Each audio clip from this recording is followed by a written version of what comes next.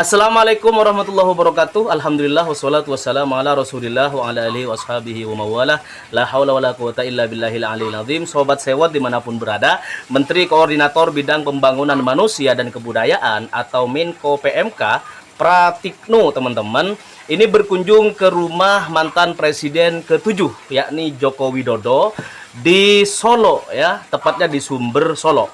Nah, Pratikno, teman-teman, datang ke sana gitu kan, seorang diri ya, ke rumah Jokowi. Dari pantauan Sewot TV, Pratikno ini, teman-teman, tiba di rumah Jokowi sekitar jam 4 sore ya, jam 16.45 waktu Indonesia bagian barat. Ini, teman-teman, apa namanya, dia itu tampak mengenakan kemeja batik ya, kemudian lengan panjang yang dipadukan dengan celana hitam.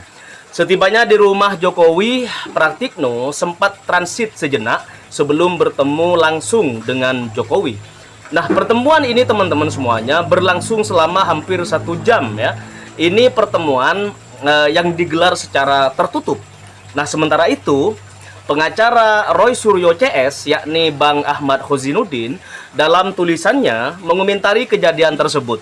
Ya, mereka menduga bahwa pertemuan antara Jokowi dengan Pratikno itu ada hubungannya dengan kasus ijazah palsu Jokowi yang sedang disidangkan di Pengadilan Negeri Surakarta dan terus bergejolak di Jakarta dan di seluruh Indonesia.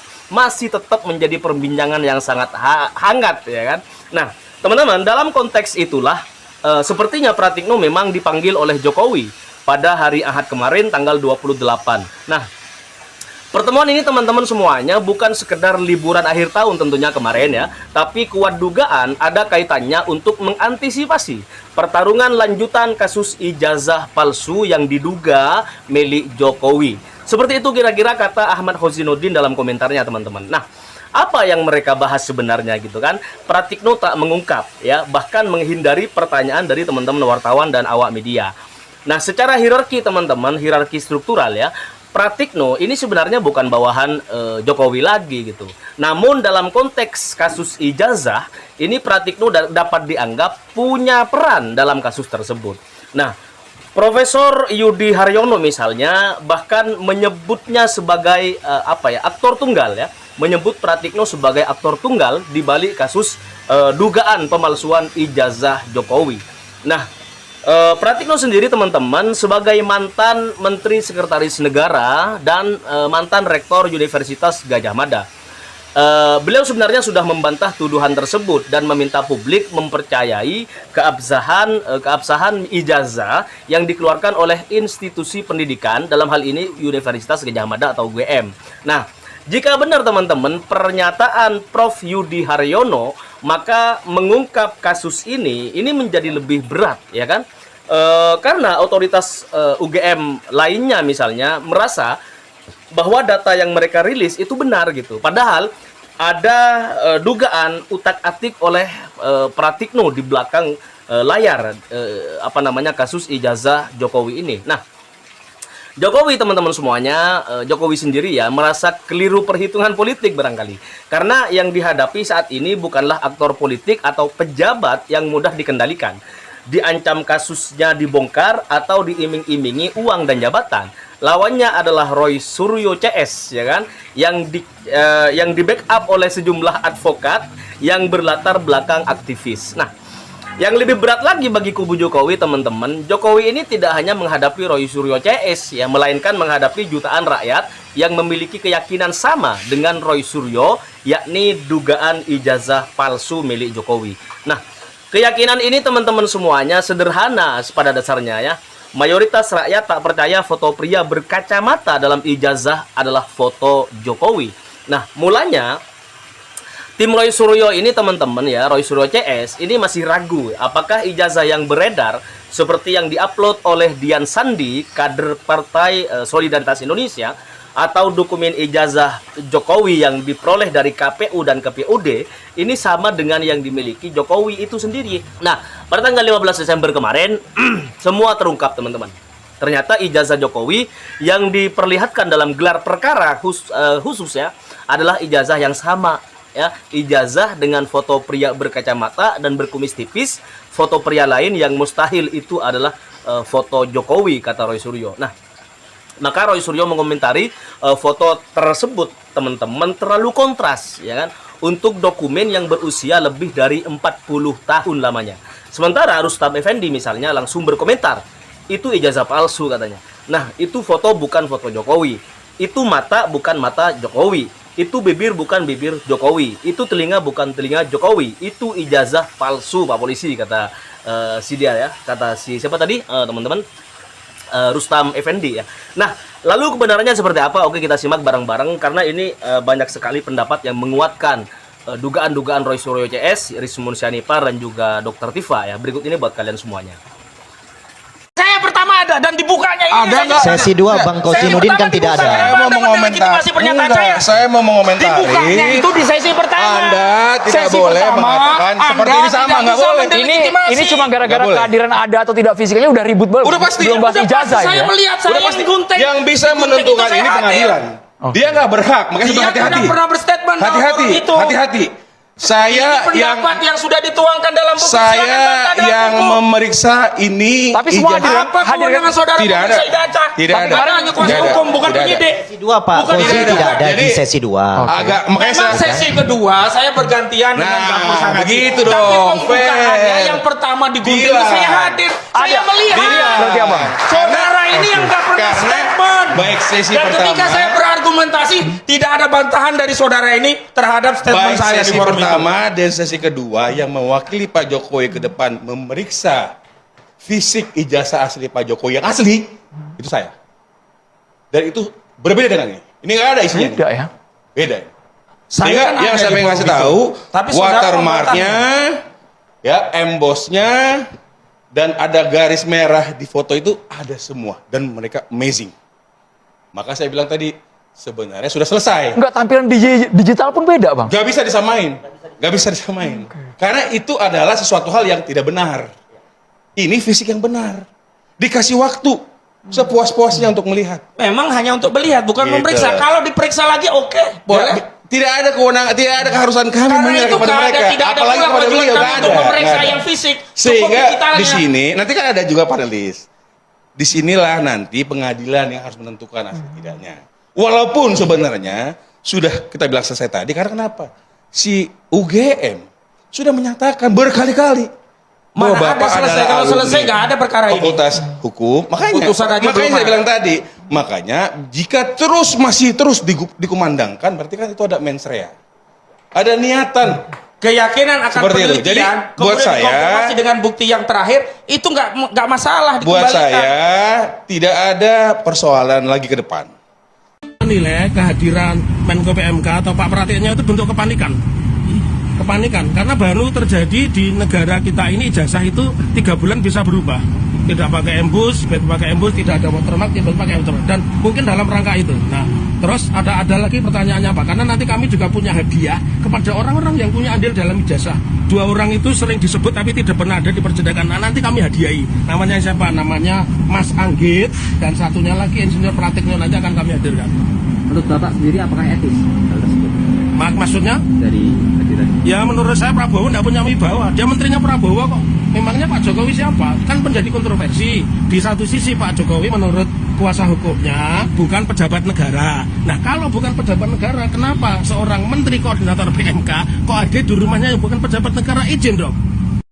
Orang yang membuat persoalan ini jadi gaduh adalah orang yang kausa prima atau penyebab pertamanya adalah Jokowi Dodo sendiri. Yang pada tahun 2013, tepatnya tanggal 28 Juni, bertempat di salah satu kampus, dia mengaku dengan sendirinya bahwa IP dia tidak ada 2 atau kurang dari 2. Dan itu tidak pernah diralat sampai dengan sekarang. Dan itu selalu kita mendengar berbeda-beda. Pada saat gelar perkara di Mabes Polri, kita mendengar data katanya IP-nya ada yang bilang 3,5, ada yang IP-nya 2,5 dan lain sebagainya. Dan terakhir kita bilang rektor sih mengatakan IP-nya 2,5 lebih sedikit atau standarnya minimal 2,5. Ini kan aneh. Jadi dialah kalau mau ditanya siapa menyebabkan gaduh, dialah yang menyebabkan. Bagi saya adalah kasus ini harus cepat-cepat dikirim ke pengadilan supaya publik bisa tahu selama ini. Karena saya tahu ya, publik ini terjadi pembelahan karena keterangan-keterangan yang masing-masing diterima separuh. Jangankan orang mahasiswa ya, teman saya itu profesor Bu. staf daripada Kapolri itu aja mengatakan nggak, dia mengatakan ijazah Pak Jokowi itu palsu. Coba profesor itu. Profesor ya. Iya, hanya karena melihat fotonya yang beda itu yang di itu kan sangat berbahaya gitu. Makanya ya kemarin sudah menjadi tersangka dan kemudian untuk tidak ditahan saya memang menyarankan untuk gitu karena apa? Saya tahu kalau nanti ditahan pasti polisi akan kriminalisasi kan gitu. Tetapi saya berharap dengan tidak ditahan ini segera apa? Kan dia minta katanya kan karena ada bukti yang saksi yang meringankan. Padahal dari dulu sudah dikasih kesempatan untuk menyampaikan saksi yang meringankan, nggak pernah dipakai. Itu kenyataannya kayak gitu. Assalamualaikum warahmatullahi wabarakatuh. Selamat malam semuanya. Beberapa waktu yang lalu saya bikin konten, bikin video tentang pintu masuk agar si presiden bekas sudah tapi belum ini bisa diadili. Pintu masuknya dari mana? Dari kasus ijazah palsu yang memang itu benar-benar palsu, 1000% palsu. Indikasinya apa? Si presiden bekas sudah tapi belum ini, Raja Ngibul yang sedang diasap sekarang ini, mukanya gelodok itu, merotol itu, tidak pernah mau menghadiri sidang, tidak pernah berani menghadiri sidang dengan berbagai alasan, dengan berbagai alibi.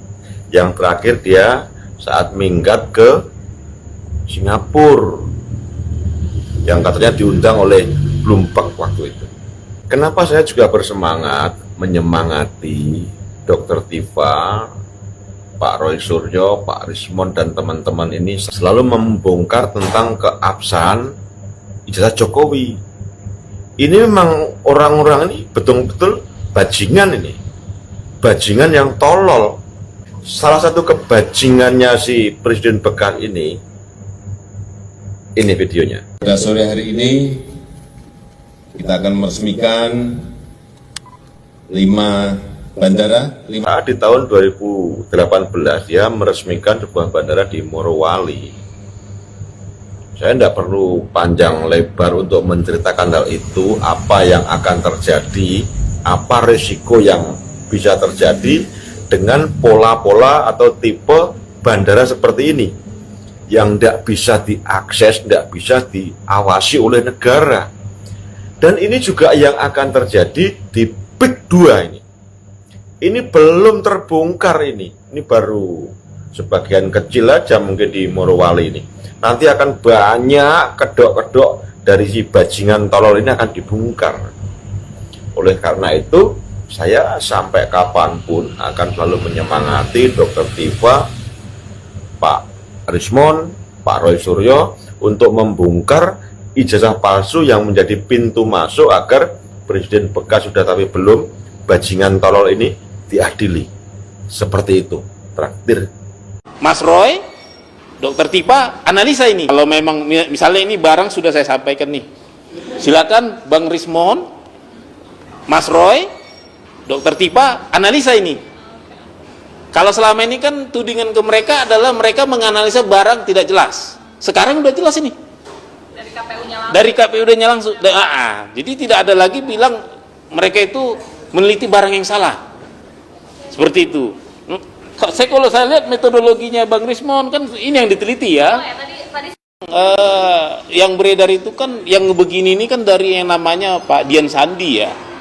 Jadi di beliau mengunggah di sebuah media sosial yang mirip seperti ini, mirip ya. Nah, jadi dia dibilanglah itu asli.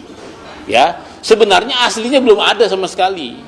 Ya, yang beredar itu kan versi Pak Dian Sandi yang kemudian belakangan juga kan dia bilang saya mengunggah itu dari teman. Artinya ini menyudutkan teman-teman yang disangkakan yang 12 orang itu. Nah, menurunkan kepada majelis hakim supaya Pak Jokowi dihadirkan karena Pak Jokowi menunggu panggilan pengadilan. Ya. Lalu bukti-bukti yang lain apa? Ini yang saya bilang sekakmat. Kami memiliki bukti alumni UGM angkatan 80 yang lulus tahun 85. Ya. Nah, namanya siapa? Itu tidak usah kami sebutkan. Ya. Terus sejumlah bukti 35 itu antara lain pertama tentang transkrip nilai. Ya. transkrip nilai, kemudian bentuk ijazah, ya. Dan yang sekakmat lagi, kami punya buku alumni 25 tahun alumni FKT. Jadi pada saat itu tuh namanya bukan Fakultas Kehutanan, disingkat FKT, Fakultas Kehutanan. 25 tahun alumni Fakultas Kehutanan, terbit tahun 1988. Buku ini tidak mungkin bisa direkayasa, ya. Di situ memang ada nama Insinyur Joko Widodo, tapi SMA-nya SMA 6 Jogja, bukan SMA 6 Surakarta. Maka misteri ini nanti akan terungkap, ya.